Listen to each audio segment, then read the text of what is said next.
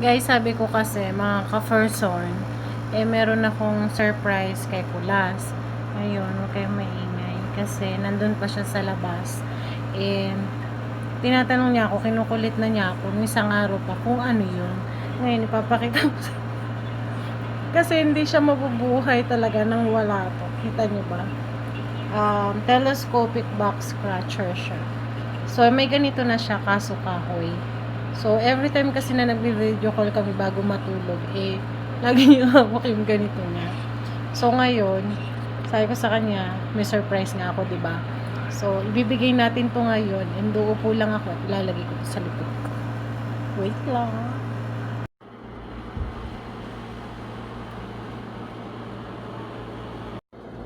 Ay, diba may surprise ako sa'yo?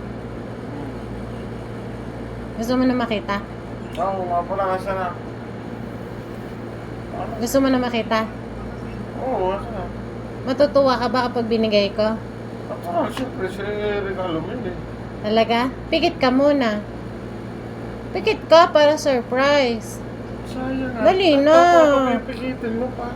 Ay, wala akong pakialam sa tattoo mo. May tattoo din ako. Sige na, pumikit. Ay, wag mandadaya. Wag ka mandadaya, ha?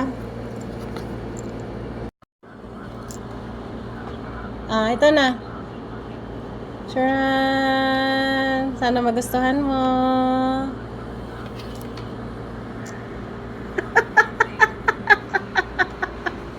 Ganda ba?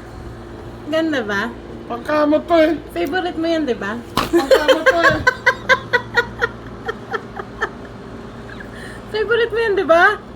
Ano ko naman, pagkamot pala. Favorite mo yan, di ba? Ba't ka galit? Ba't galit ang beshi ko? Galit ang beshi ko. So,